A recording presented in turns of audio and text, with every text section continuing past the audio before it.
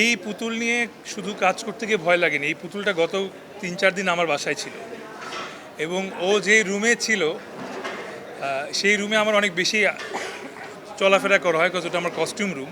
কিন্তু গত ৩ দিন আমি আমার কস্টিউম রুমে যাইনি, বিকজ ওর প্রতি একটা আলাদা ভয় আমাদের ইউনিটের সবার আছে।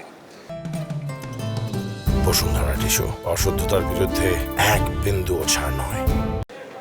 আমি অ্যাকচুয়ালি কাউকে জানাইনি বাসায় যে পুতুলটা বাসায় আছে, বিকজ আমি জানতাম সবাই এটাকে অন্যভাবে দেখবে।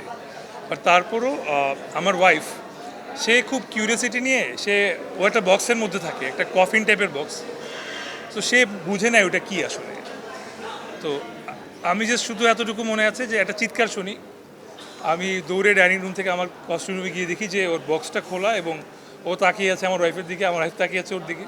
এবং সে যে ও এখানে কেন, বললেন যে ওকে আসলে আমাদের প্রেস কনফারেন্সে নিয়ে যেতে হবে, তো ওকে রাখতে সবাই ভয় পাচ্ছিল। সেই দায়িত্বটা আসলে আমি নিয়েছি যে আমি ওকে নিয়ে যাবো। তোমার ভয় লাগতেছে না? আমি তখন স্বীকার করি নাই, বাট এখন স্বীকার করতেছি অবশ্যই ভয় লাগছিল বলেই সবচেয়ে আলাদা রুমটায় ওকে রাখা হয়েছিল।